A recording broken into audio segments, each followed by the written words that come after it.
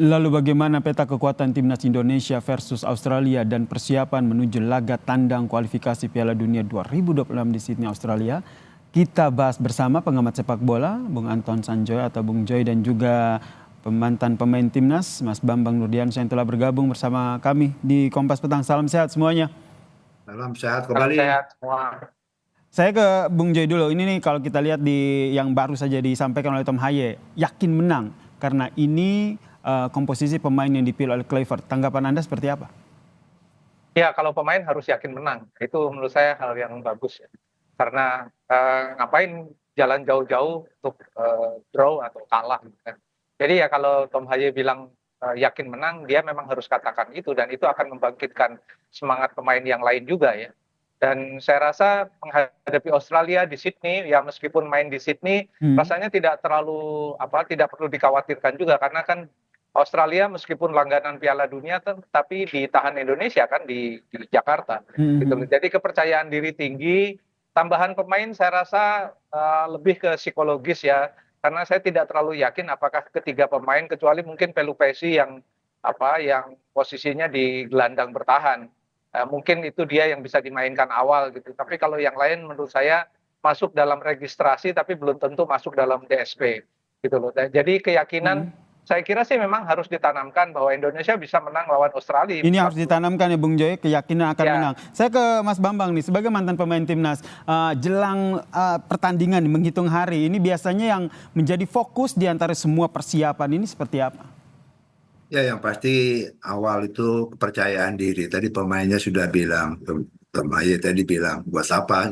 Kita main bukan untuk draw, kita untuk menang dan mereka optimis atau berusaha menggapai 6 poin. Saya pikir itu pernyataan yang sangat bagus untuk para pemain seperti kata Bung Joy tadi. Saya berpendapat gini, ini waktunya saja ya terlalu mepet yang persiapannya untuk Peter Kluivert ini untuk menyiapkan timnya. Tetapi dengan beberapa pembantunya, asistennya yang punya pengalaman, pasti mereka diskusi sudah dengan pemain yang sudah berkumpul lama, apa kira-kira kesulitan, apa kekurangannya, kalau kelebihannya mesti ditingkatkan, kekurangannya apa tim ini selama ini, karena nggak mungkin waktu yang sangat mepet ini mereka bisa merubah segala-galanya. Tetapi menurut saya lazimnya pelatih kalau waktu tidak mepet dan kebetulan dia juga baru bergabung itu biasanya meningkatkan atau menutupi kelemahan-kelemahan yang terjadi melalui komunikasi.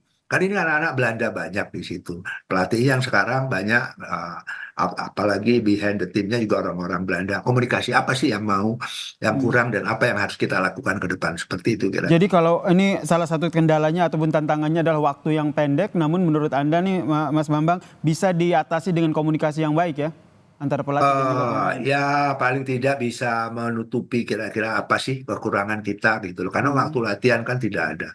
Sepak bola atau olahraga kan bukan hanya teori ngomong saja, harus ada latihan, harus ada praktek gitu kan. Ada repetisi, ada pengulangan. Nah ini waktu mereka tidak cukup menurut saya. Seperti Bung Joy tadi, pemain yang bergabung juga saya nggak menjamin juga apakah mereka fit betul atau apakah secara chemistry mereka bisa bermain gitu kan dengan teman-teman yang lain. Dan saya menyoroti juga tiap posisi ini kan banyak numpuk nih. Tapi saya cuma lihat ada satu striker yang benar-benar real striker menurut saya adalah Ole Romeni ini. Striker cuma satu loh ini, padahal kita harus mencetak gol ini. Tapi itu saya pikir pelatih dan krunya punya pengalaman di Belanda sana. Mudah-mudahan lebih baik lagi dan kita bisa mencetak gol. Seperti itu. Kita bisa mencetak gol ini jadi harapan kita bersama. Bung Joy melihatnya akan seperti apa ini? Kalau kita lihat nih kan ada siapa saja kira-kira akhirnya jadinya jadi pemain yang berpotensi besar akan menjadi starting 11 dari timnas Indonesia. Saya kira kalau starting 11 tidak berbeda jauh dari tim yang dibentuk STY beberapa bulan yang lalu kan. Dan tim yang mengalahkan Arab Saudi menurut saya itu juga udah yang terbaik. Jadi komposisinya barangkali sih tidak akan terlalu banyak berubah dengan tambahan pemain. Ya mungkin di depan saja karena benar kata Mas Bambang, sebetulnya Indonesia kan butuh striker murni.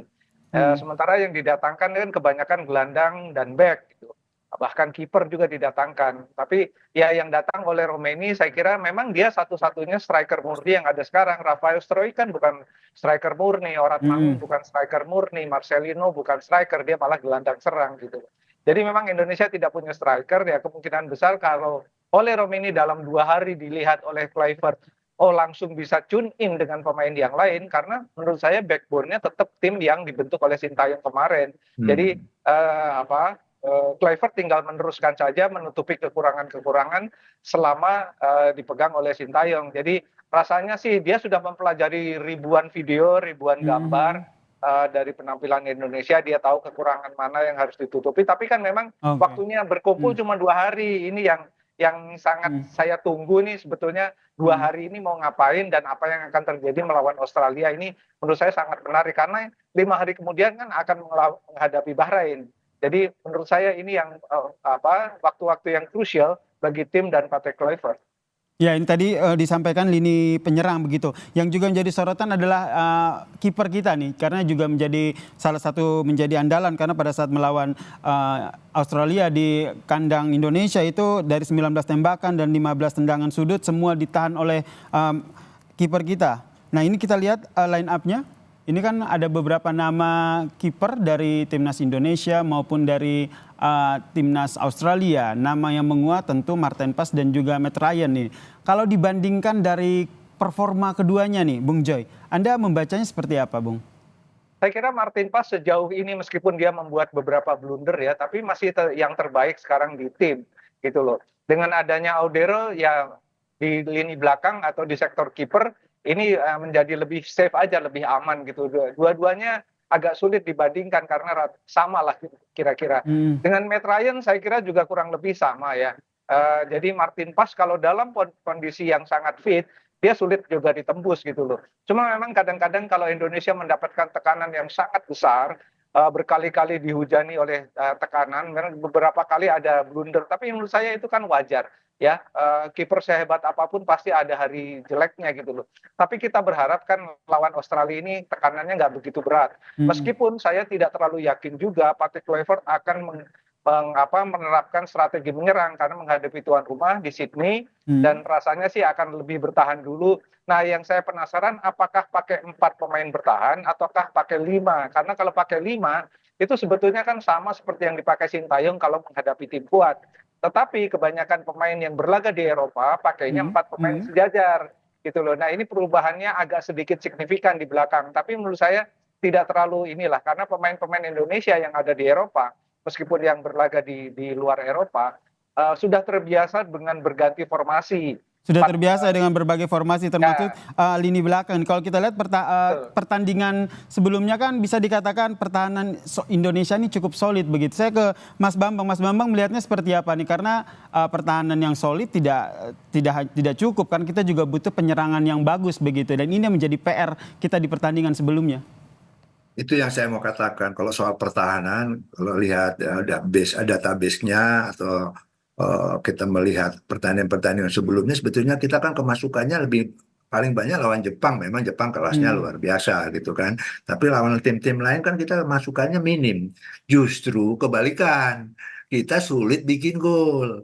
Nah, ke depan ini tugasnya Patrick Kluivert bagaimana kita supaya lebih subur lah untuk mencetak gol gitu, lebih produktif lagi di depan sana. Itu yang paling penting. Kalau soal pertahanan saya pikir kita sudah cukup bagus. Apa yang dikatakan Joy tadi, kiper kita juga luar biasa. Apalagi sekarang nanti ada pemain belakang, gelandang bertahan. Kalau Pessi kalau nggak salah itu gelandang bertahan itu bisa bagus membantu bertahan dia sebetulnya.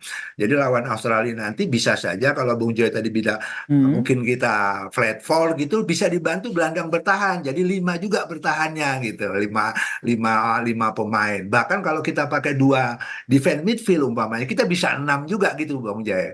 Tapi kita kalau Pessi itu gelandang bertahannya bagus. Jadi minimal kita bertahan bisa 5 orang. Justru menurut saya yang perlu diperhatikan bagaimana kita bisa mencetak gol enggak ini yang selama mencetak gol ini kan butuh penyerang ini kan, Mas Bambang. Saya tampilkan dulu nih line up penyerang kita nih. Kita lihat nih line up penyerang kita nih. Ini ada grafisnya ini bagaimana head to head line up penyerang kita dengan line up penyerang dari Australia sendiri nih. Tanggapannya, Bung Joy? Ya, selama ini kan memang yang dipatok jadi sebelum ada Ole Rooney ini kan memang bergantian tuh, Orat Mangun atau Mhm. Struijk yang jadi penyerang lah, tapi betul-betul posisinya tuh nggak kayak posisi Mas Bambang Nurdiansyah dulu, striker murni gitu loh. Posisinya kan kadang-kadang bergeser karena memang posisinya kan mereka bukan di situ.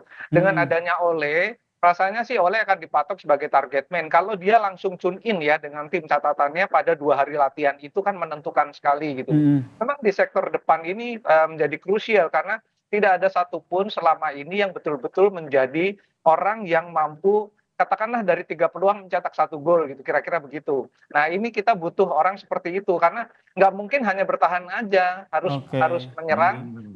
transisi bagus, menyerang Mhm. bagus, penyelesaian akhir bagus dan mencetak gol. Dan ini Kalau yang enggak kan nggak menang juga akhirnya bisa gitu. mencetak gol ya. Terakhir ke Mas Bambang, singkat saja, strateginya akan seperti apa? Menyerang langsung atau bertahan dulu? Saya pikir Patty Kluivert dan krunya punya pengalaman. Mhm. Main di kandang lawan tidak serta-merta terus terbuka. Bagaimana mereka menentukan taktik mungkin sedikit bertahan dan melakukan counter-counter. Eh, yang pasti jangan bertahan. Tetapi bahwa menyerang bukan berarti mengabaikan pertahanan. Kan begitu Bung Joy. Baik. Ya, Menyerang tapi pertahanan. Intinya di sepak bola begini loh kalau pelatih. Ketika kita keluar menyerang, di situ juga detik itu juga kita siap untuk bertahan. Oke. Ini yang Atau kita nantikan setiap, bersama ya Mas Bambang. iya, Kita semua berharap ini pertandingan 4 hari lagi akan membuahkan hasil yang maksimal. Tentu saja kemenangan untuk Timnas Indonesia. Terima kasih Bung Joy, pengamat sepak bola, dan Bambang Nurdiansyah, mantan pemain Timnas, telah bergabung bersama kami di Kompas Petang. Salam sehat semuanya.